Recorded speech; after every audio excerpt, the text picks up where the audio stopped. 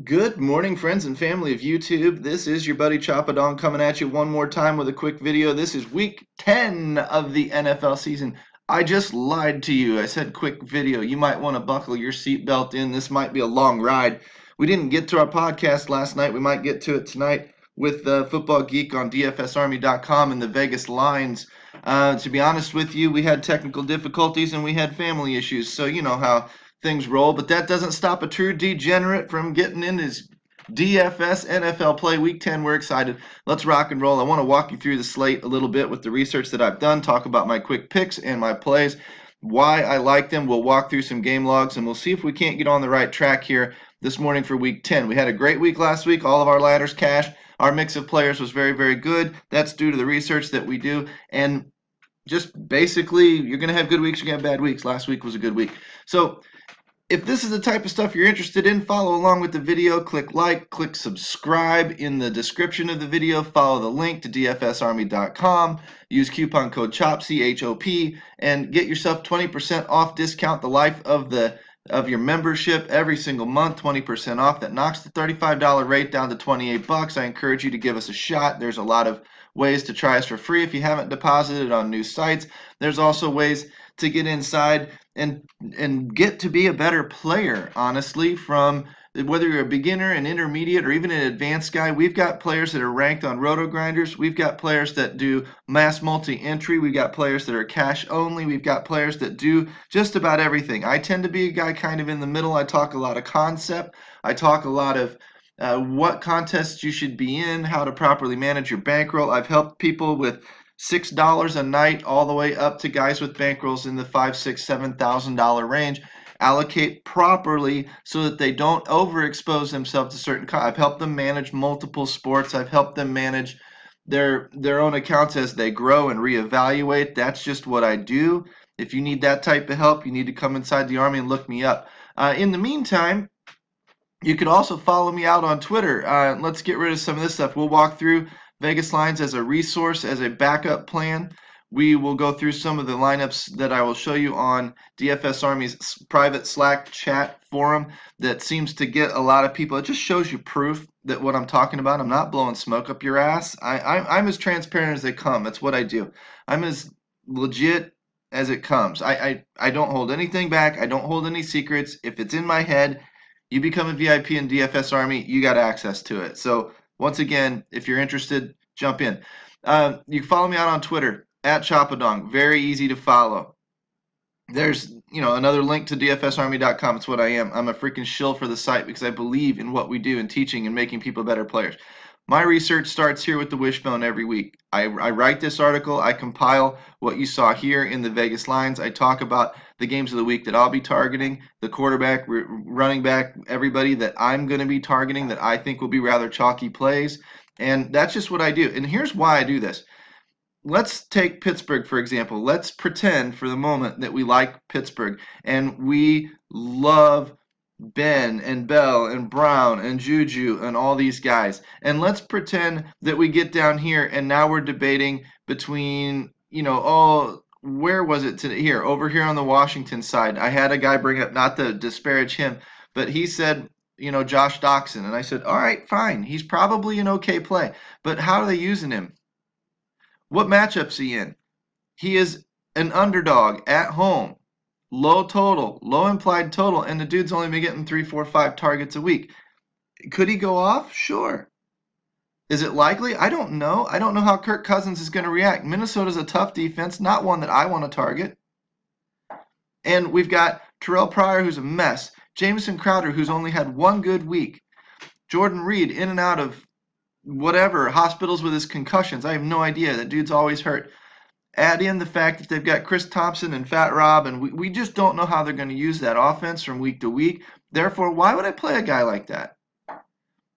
In a tournament, yes, take a shot on him, spin the wheel, hopefully you hit on it. But in the consistent types of contests that are going to make you a fundamentally better player, the dude doesn't even need to be on your radar. Focus on the games that work. Over here in Pittsburgh, one quick tip to you. I don't know how they're going to use Le'Veon Bell. He shit the sheets the last time when they played in Detroit. Pittsburgh's typically not as good on the road as they are at home. Yes, I know that Indianapolis has a horrible secondary. Yes, I know they allow a ton of points to the quarterback, but is Ben going to capitalize on it? What evidence do we have this year that he will? None. We have an inconsistent, more inconsistent than usual Le'Veon. Is he a stud still? Yes. But he's more inconsistent than he's usually been. His range is not typically in the mid-20s for his fantasy points, FanDuel scoring wise. They can be as low as 13, 14. And I'm not talking about weeks 1 and 2 when he was being acclimated into the season, I guess. We're talking about just 2 weeks ago. I don't know how. I don't know. I don't know how Le'Veon or Antonio Brown's going to be because he's $9,000 and he's directly dependent upon Big Ben's success. And we know Big Ben struggles on the road. So these raise question marks. Looks great on paper. High implied team total. Big blowout potential with that 10-point spread. Looks like there should be some predictability there. But the more I look at it, the more I think about it, the more questions I have. Therefore, the less I like that game, except for one play.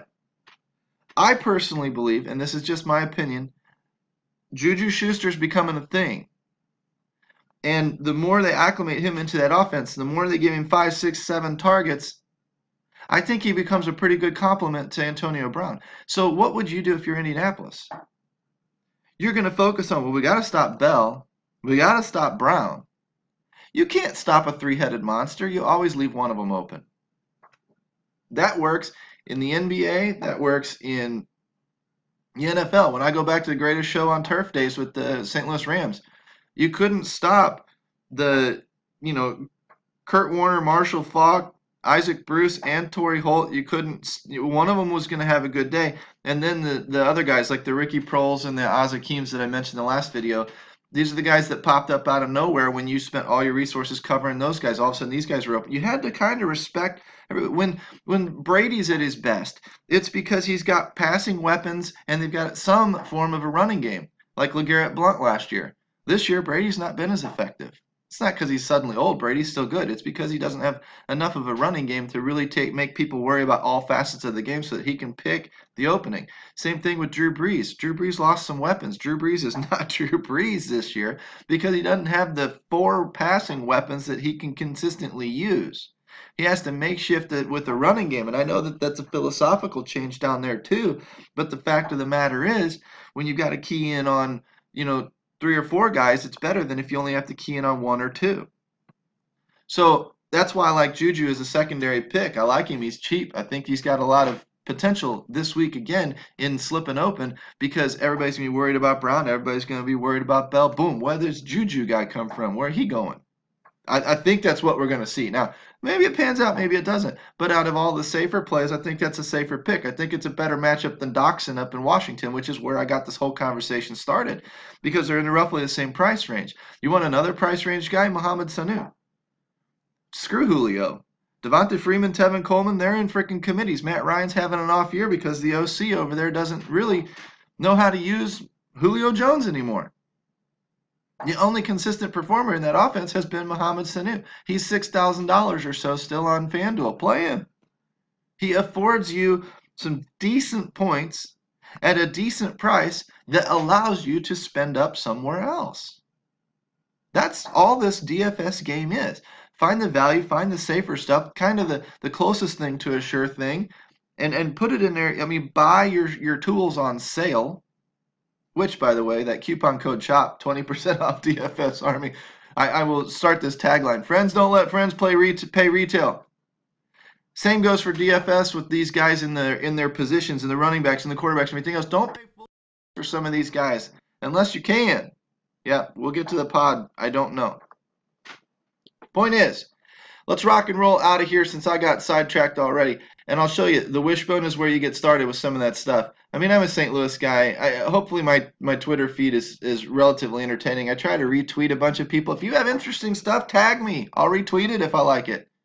I'm trying to get as much exposure for me as I can. Therefore, you benefit because I'll whore you out too.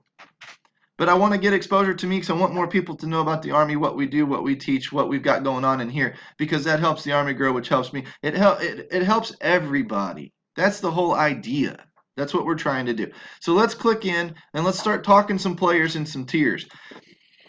When we're looking at the games, what games are we going to target? Typically higher total games. That's where this sheet will come back into play.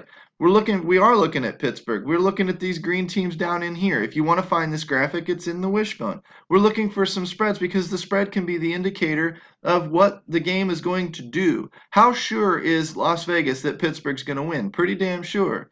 If that pans out like it should, then Le'Veon should be running the ball late, okay? So I know it goes against what I said a little bit earlier, but that's what should happen. I don't necessarily trust it. You got to use your head in here too, and what you know and what you've learned throughout the season.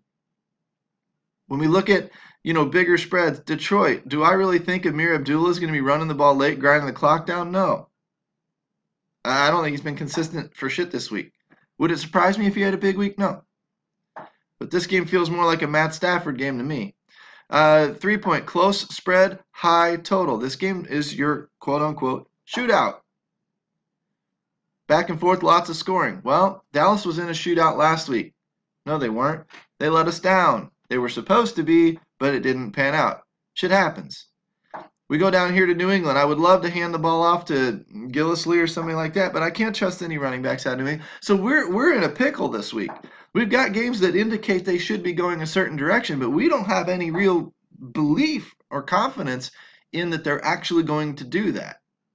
So now that we can't really look for that as our number one indicator, we have to start just kind of playing the odds. And just going with the numbers that we know. And the numbers that we know is we look for over 22, 23-point totals. So, yeah, I might play some Buffalo. I might play some Dallas. I might play some Pittsburgh, New Orleans, Detroit, L.A., Atlanta. But L.A. is probably in the safest spot at 12 points with Todd Gurley. I mean, if he's not your chalk running back, I don't know who is. Some New England. I don't know even about Carolina. 9-point, I don't know. Again, I mean, are they going to hand it to Jonathan Stewart all day long? No. This is going to ride directly on the shoulders of Cam. I mean, either he's going to put up points on his own, run for one, throw for one, whatever, or he's not.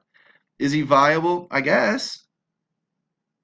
But Cam has, just as much likelihood of throwing it to his coach than he does his wide receiver. So, I mean, who the hell knows?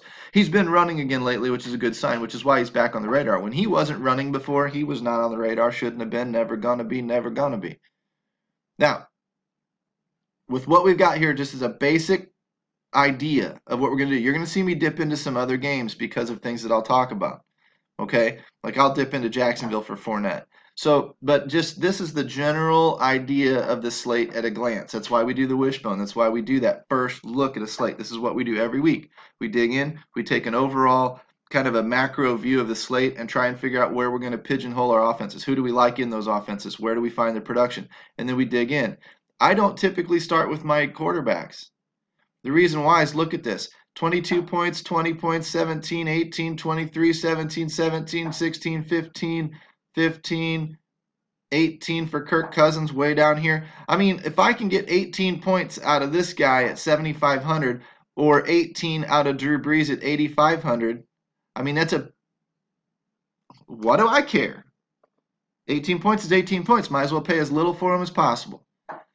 That's the overall idea behind quarterbacks because they're spread. I mean, how far did we get down to Kirk Cousins? Quarterback 12 or 13? Your top 10 quarterbacks are all in that same basic channel. Yeah, Matt Ryan's having an off year, but Matt Ryan, remember? I mean, he's in a pretty good spot. Shootout potential. If there's going to be a week he's going to perform, it might be this week. Okay? So is he in play? Sure. What I'm looking at is who's the cheapest bang for the buck and who's most likely to hit their points. And when I'll come back to quarterbacks because typically what I'm going to do is I'm going to running backs. And I told you Todd Gurley already. And here's why. Through 8 games this week, or this season, we go into the game log, rushing attempts. Look at them all. I mean, he hasn't had but, 14 carries once. Everything's been at least 16 or higher, a lot of them in the 20s. Then you come over here to his targets. Add them up. There's 19. There's 30 touches, or, targets plus touches. 24. 18's the low so far. 31, 35, 20, 25. So 18 was the low. He's going to get a minimum of 18 touches. or they're going to try and get him the ball a minimum of 18 times a game. That's a good workload. He's viable in third down. He's viable on the goal line. Look at his points as a result. Now, in that 18 touch week, 4 points. That was the dud, but that's a total outlier. Look at this. I mean, he didn't do so hot the next week with the 12.5, but generally speaking, 18, 25, 35, 31, 23, 24. I mean, it's pretty safe to say that Gurley's going to get you 20 points. Most weeks, upside to 35. We like Todd Gurley, especially this week when he's a 12-point favorite at home in an offense that has been using him like like the machine that he's been this year. If we look at Le'Veon Bell, you're going to find a little bit of a difference. Yes, tons of carries, tons of touches. I mean, we take these first 2 weeks and don't really account for them too terribly much. You're getting a lot of targets and stuff too, but look at your points. 13, 20, 26, 14, 36, 80. So about like Gurley, and he's in a good spot this week. If you wanted to run him out there, that's fine.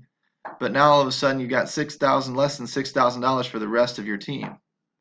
I trust the home running back more than I trust the road running back, especially when the road running back let me down 2 weeks ago and is about the same price as the home running back. Ezekiel Elliott. I really, forgive me for not paying attention to the news. I have no idea what the suspension, not suspension stuff. He looks like he's not out as of yet, so okay, fine. We're looking to play him in Atlanta because of how they use Ezekiel Elliott. Now, he didn't have a great week last week, but he's had 2 weeks in the teens. He had 1 bad week here. He's had a couple of good weeks. He's got upside to 40. I mean, I generally count on Zeke for 18 to 20 points, and that's okay at this price. But if I plug him in, we're still under 6,000. I mean, that's okay. I'm just looking for who the guys are that I want to look for. You know, how consistent is Fournette? He's been used, when he gets targeted too, he's at 19, 20 touches every week, sometimes more. He's got TDs like a machine. 1 week without a touchdown. And in a FanDuel-driven, TD-driven scoring system, this guy is somebody that is a big factor for you. You want to use him as they're using him. We have no reason to think they won't continue using him this way. Even in bad matchups, look at these red numbers. He's still getting you 30, 15, 30 points. So if I've got a floor somewhere in here of, 15, 16 points, probably more like up here to the 18, 19 range like all the others, but I've got upside into a consistent 22 to 25, 22 to 25. I mean, yeah, at that price, throw him in there. We're still at 6,000. So, I mean, who else would we look at? We'd look at McCoy. We'd look at Gordon. Gordon can vanish on you, though. 14 touches, 10 touches, 9 touches. Some of these weeks he gets a couple of targets. Some weeks he gets a lot. Some weeks he gets you 5 and 3. I can't have 3 and 5 points. What I do like about Gordon is that he is facing the number 1 defense or number 2 defense in the league at allowing points to running backs. So while Jacksonville locks down the cornerbacks and the quarterback, they open things up for the running game. So if you wanted to run Melvin Gordon out there, now you're over $6,000. That's fine. Do it. Jordan Howard's another one. But Jordan Howard gets a ton of work, but the team has to win, and he's got to get in the end zone. Otherwise, you're looking at a ton. I mean, yeah, he's got 30-point upside, but you're looking at a 0.7. Come on. 7 points, 6 points, not so good. 13, not so good. But, 13 to 18 points, somewhere in there, I can handle that at 7,200. I can't handle that at 9,600. It's just not going to bring me the value I need. And I've got upside to 30 with Jordan Howard. He's in a good spot this week if we look really quick. I mean, they're only implied to score 22 points. Like I said, I'm going to do some different stuff here. But they're 3-point favorites versus Green Bay, and we know Green Bay's been a train wreck. Green Bay is not good against the run. Not good against the pass either, but not good against the run. So you want to run him. You want to go cheap. You've run Gordon and Howard in there. But now you're taking on some risk with the other running backs that are out there. Therefore, you want to lean more towards your tournaments with a play like that. Alvin Kamara, I don't know if it's going to be a Kamara week or an Ingram week. I'm really not going a lot lower in this. You start bringing up names like Carlos Hyde, DeMarco Murray, Adrian Peterson on a short week, getting 30-something touches last week. Old man, I don't know how he's going to recover. Christian McCaffrey's in a good spot. Amir Abdullah, we saw. But you start dipping into these names, and you're getting more and more inconsistent with the behavior. This is a predictable spot up here at the top. I want to lock that in. So let's say we do Gurley and, Fournette. Now we're going to have to start digging for some value. Okay, we got 2 stud running backs. Where's our value going to be? A lot of times defense, kicker, tight end. Okay, but if we talk about the running back situation we talked about, if we move to wide receivers, the names I'm going to like are really simple. I already mentioned Sanu. In Minnesota, Adam Thielen. Why Adam Thielen? Well, let's take a look. First of all, he's going to be somewhat cheap at $7K. Second of all, he's being used in that offense. Look at these targets. 10, 12, 13, 8, 8, 8, 6, 10. 6 is the lowest number of targets. You're getting targeted 8 to 12 times a week, every week. That's going to lead to receptions, going to lead to yards. It should lead to some touchdowns. It's a shame he's only got the 1 TD. When he does, you got 18 points. That's more than enough to do well. You don't want to see the 6. You don't want to see the 7. But what other receivers don't have that similar floor? I mean, I'm not going to lock him in just yet because it drives my price down. I'm going to keep scrolling down. Devin Funchess is on my list. Why? He's the #1 in Carolina now. Also gives you a little Monday night hammer. Not a great matchup for the guy, but 6, 7, 8, 9. I mean, targets. Get in the end zone some, and your points go up. Now, again, real low floors, but again, we're going to see that with everybody. We know Jarvis Landry, I don't like him going up against Carolina. But we'll double check him really quick. We'll make sure the targets are always going to be there with him. When the TDs are there, the points are there. 12, 16, 18. That's fine for this price. I mean, I would love to see the 18. I don't think he's going to have a 200-yard game in him. But, for floor play, not terrible. We don't know how they're going to use Benjamin. Robbie Anderson's a name I'm watching this week. Why? He's the #1 in New York, and he's going to be. His targets are not quite where I'd like to see them, but they're up 5, 6. That's okay. Outlier of 12. When he gets in the end zone like he has the last 3 weeks, he's great for that price. He's going to get you some 2s and some 3s and some 4s, but again, everybody is. That's a wide receiver, but he's going to get you, 12 to 20 sometimes for 6,500. I like that.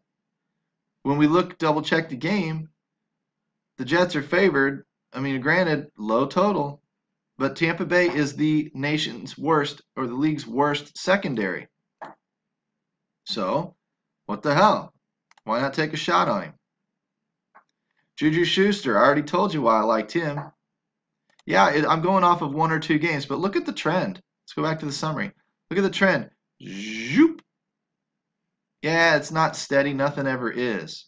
But we're going up against a bad defense that should be keying on other people in their offense. His targets, 3, 4, 5, but all of a sudden 10. I think he's in the 6 to 7 range. I'm not 100% sure, but I don't mind taking a chance on a $6,500 guy because I've got the upside of 10 to 20 points, possibly 30. And again, look at the floor. Wasn't used in this game, but 9, 5, 5, 7. I mean, hell, it's better than what we saw at a couple of those other guys that had floors of 2 and 3 and 4.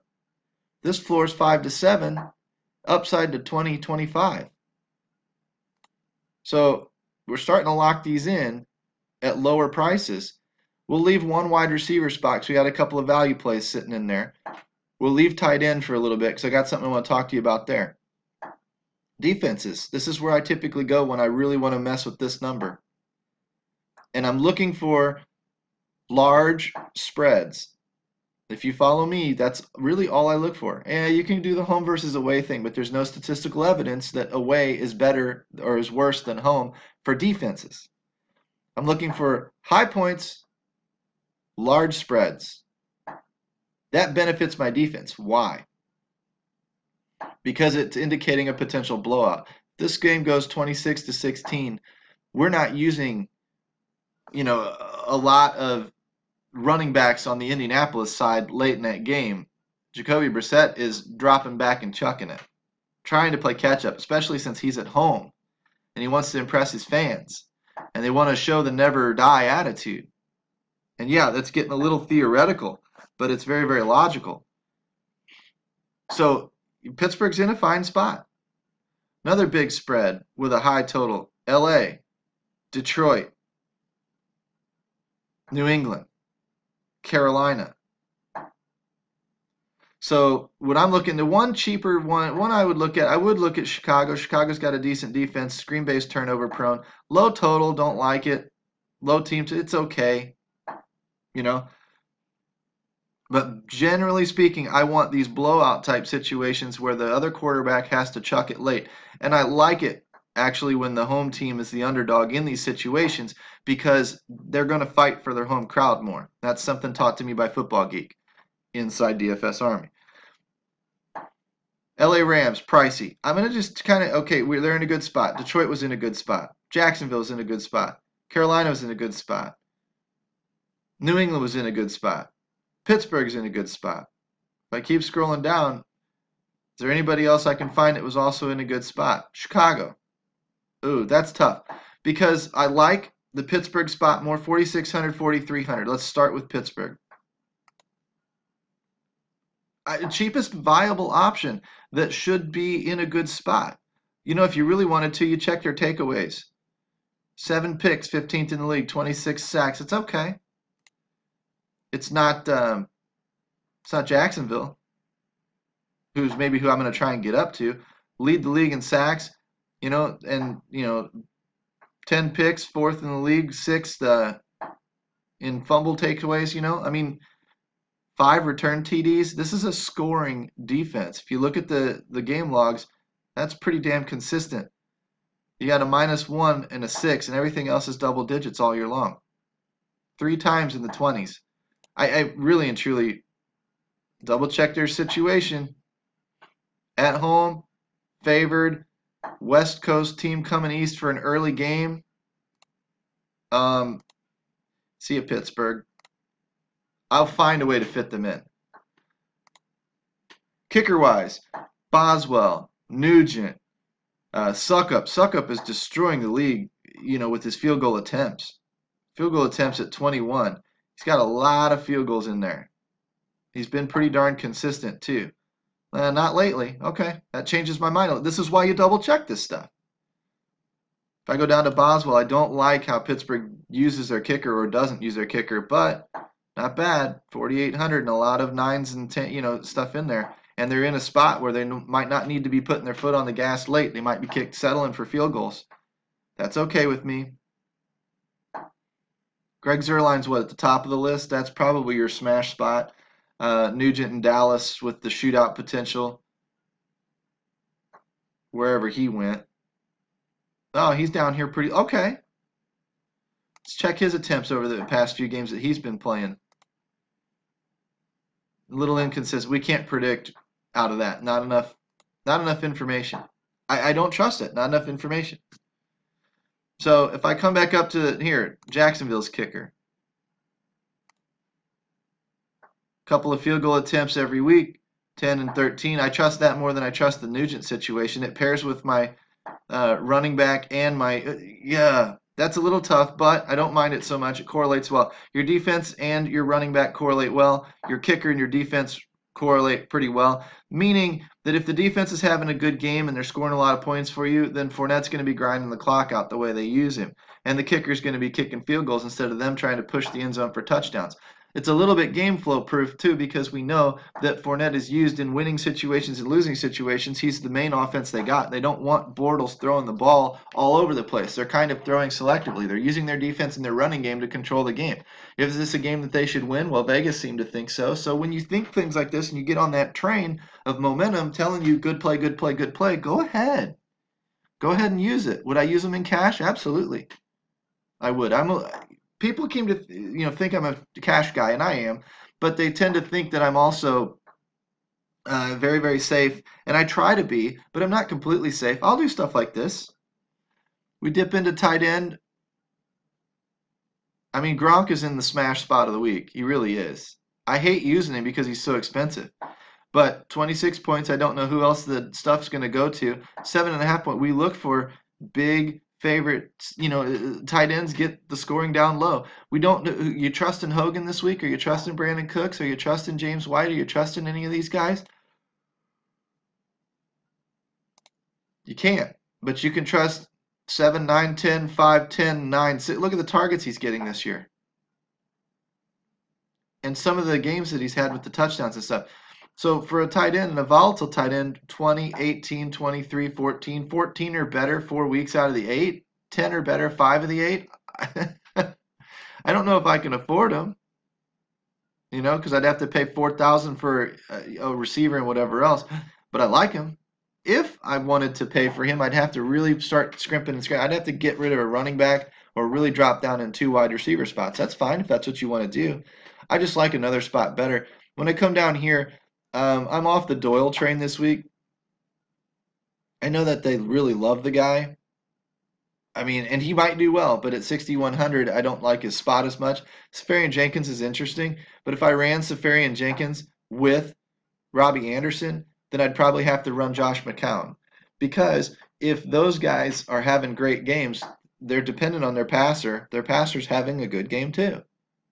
So if you wanted to do that, that's fine. But now you're getting a little bit more risky, a little bit more with the GPP stuff. If you've got a quarterback, a receiver, and a tight end from the same team, and then a defense, a kicker, and a running back from the same team, but in a separate game, you're still pigeonholing yourself to how well those 2 teams perform out of the 14 teams we have to pick from. Safer plays spread out a little bit more. In the tournament stuff where you really need that upside and you really need to hit it correctly, you can take that gamble because the payout's worth it. I'm not going to spend $1 and get back $2.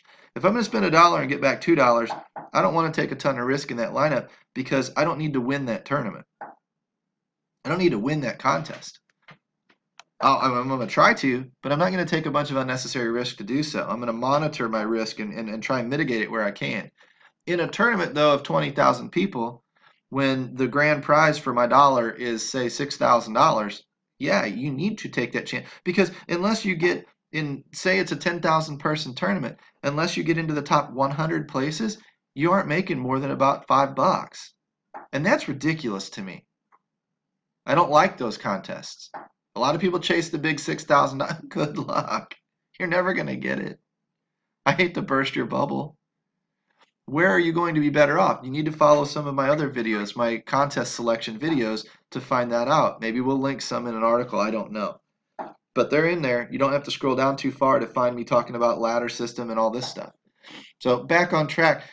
Safarian-Jenkins is okay, but if I want to use Robbie, it's going to pigeonhole me into McCown, and it's going to start sending me risky and into a little less safe scenarios than I want to be in. So I scroll down a little bit further. Braid's okay, but again, on the road, or I guess they're at home, but I mean, it's not a great spot, in my opinion, for Braid. We don't trust Jameson Winston, Ryan Fitzpatrick, whatever. I don't. I'm going to keep going down a little bit. See, if I'm not going to pay all the way up to the top, I'm going to see if I can't find a good spot paying down, and there's one right there in Kyle Rudolph. Why? At home, favored, and Washington sucks against the tight end. Washington has decent cornerbacks. They haven't allowed a ton of points to wide receivers. They have allowed a ton of points to tight ends. So that's a matchup I don't mind exploiting. And when Gronk's in a smash spot and Kyle is in a smash spot, I mean, we look at his usage. It's pretty consistently mediocre, to be quite honest with you. But 7 to 8 targets most weeks. I don't know what happened to him earlier in the season, but they've been using him more lately. He's been getting the receptions. He's been getting some yards. He's got himself a floor, 7, 8 points, 6, 7, 8 points, upside to about 13, maybe 15. I mean, he's not going to get you 28 like Gronk. So if you want to take the gamble, go with Gronk. But if you want the same 7 to 8 floor that Gronk gives you, and you'd rather save the, what is it, $8,000 versus $5,400, so the $3,000 roughly, plug that one in. Now, again, I'm not going to use Thielen here, like I said before, because then it's going to pigeonhole me into using Case Keenum or somebody. So I'm going to keep myself spread out. Thielen is now off the table for me. But now I'm up to 6,500. Can I find another wide receiver? Because here's what I'm trying to do now. I will take any one of these quarterbacks. I don't care. If I even plug in Matt Ryan, 5,600 for a receiver is not bad. But I'd like to get under that because I'd like to get up into here, into the higher quarterbacks that are into the 20-point range every week, okay? I wouldn't mind Russell Wilson. We'll see where we go. And this lineup isn't built. I'm going to tweak it and play with it. But if I scroll all the way down and see if we can't keep going down to, Robert Woods, if you want to take a chance on him, but I've already got Gurley in the lineup. There's another thing I can mess with too. So let's do this. Let's throw in Sanu. Let's see where that puts us at quarterback.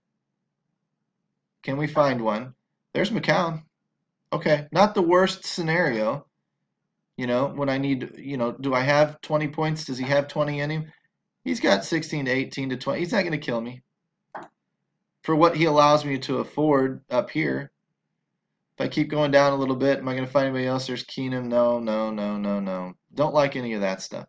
I would ideally like to get up off of McCown. And to do so, where would I target? Maybe a Matt Ryan. I'm not on the golf train. Matt Stafford. What do I need? $800? So I can forego Jacksonville. I can forego a little bit of Lambeau. I can forego... It's going to cost me Gurley. So who else can I take? McCoy, Melvin Gordon, fine. Jordan Howard, fine. Solid lineup. Now I got 1,600 to play with too. 1,600 to play with. I can go in and dip into a receiver and upgrade a receiver. I can go off of Stafford all the way up to Dak and still have 1,000 left to play with. I can get up off of Jordan Howard up to Melvin Gordon and still have 9,400. That's still Dak territory. See how I'm starting to use this? I can get off and go a little bit higher in that running back spot. Go to Zeke. Now at 8,100, it cost me Dak. It even cost me Russell Wilson. I'm back down here to the Tyrod, Jared Goff, Matt Stafford. To get Stafford, I need $100. I can go down to Pittsburgh's defense.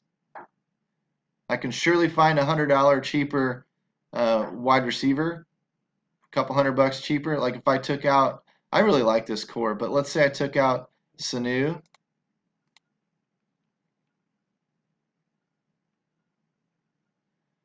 Scrolling down, scrolling down, scrolling down, scrolling down.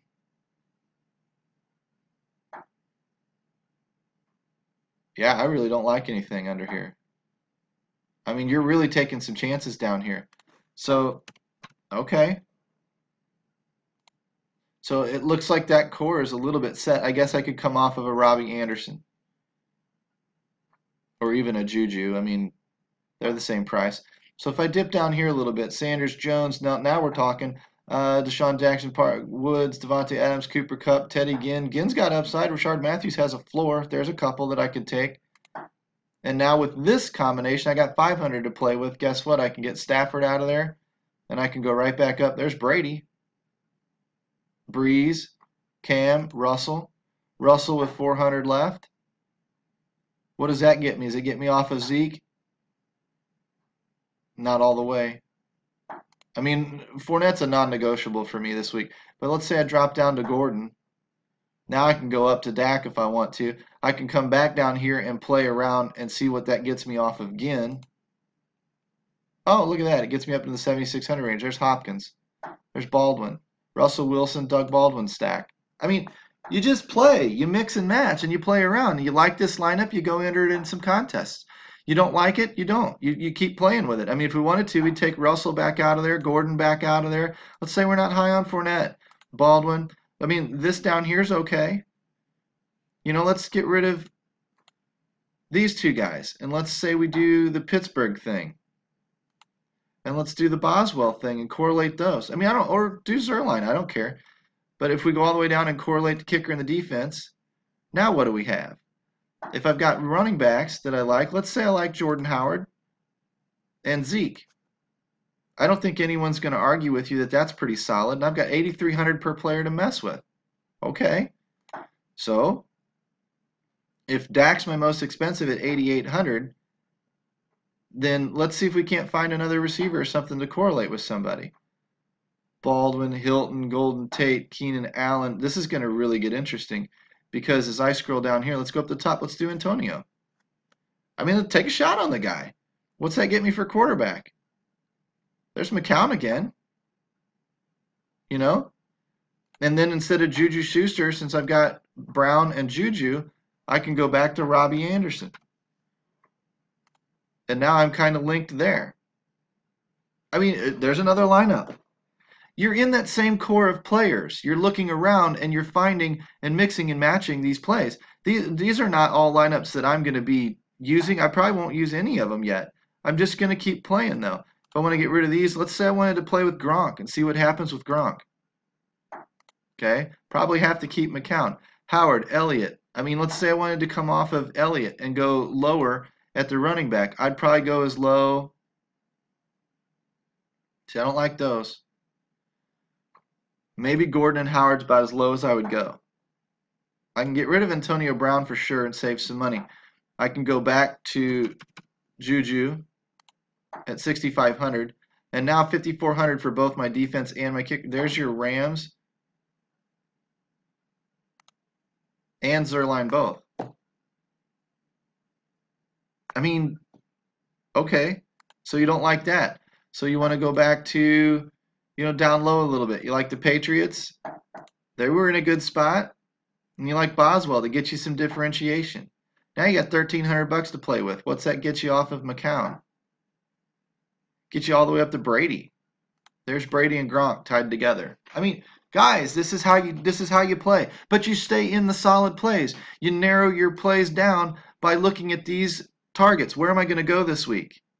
And you cut your list down. And as you cut your list down, you get an idea of who you like and who you don't like, who you're willing to take a chance on, who you're not willing to take a chance on. And then even within that, you're going to have plays you like more than others.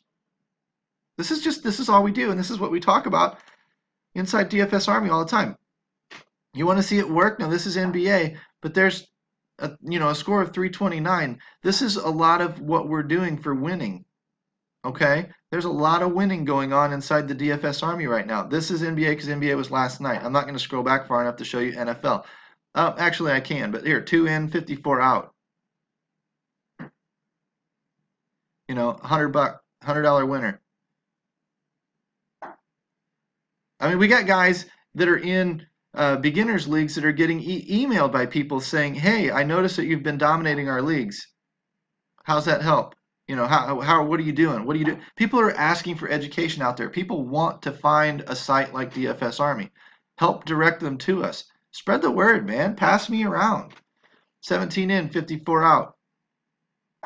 26 in, 110 out. Same guy. 6 in, 51 out. Same guy. 16 in, 171 out. Same guy. All last night. $68 in total. $387 out. Yeah, good night. Definitely good night. You want to see my stuff? My stuff here, I'll show you really quick. You want to see some of the NFL stuff? This is what we've got. 58 in, 110 out. It's average week. Happened off of, I organized these. That's my daughter. Had to upload something for the ACT. So anyway. But this is, I guess I shared it in my other channel. We'll go in here. There's a lot of talking yesterday. There was a lot of coaching yesterday. So we're going to have to get up pretty far if we're going to find any of this. I apologize, but I guess we're not going to find it. I shared my stuff in here. I guess it didn't come through. So anyway, sorry for boring you. But the point is, we do a lot of NFL winning too. We teach you how to build fundamentally sound lineups. We teach you how to focus on fundamentally sound contests so that you are in the right place with your money and you're bridging the gap between those silly cash games and the GPPs you're never going to win, but you want to take a shot at just in case you get lucky. That's what we do inside the DFS Army. I call it ladder up. I climb the ladder with my scores, and I climb the ladder with my payouts. If you want to learn more about that, you got to come find me as a VIP. Chop code CHOP, DFSArmy.com. Hit me up with comments, likes, subscribes, follow me out on Twitter. Let's talk. Let's ease your questions and whatever else. I'm telling you, there's no better value in DFS to improve your game. That's a 45-minute video on how to build your lineups this week, the players we like, the players we don't like, etc., etc., etc. Have fun. We'll see you next week.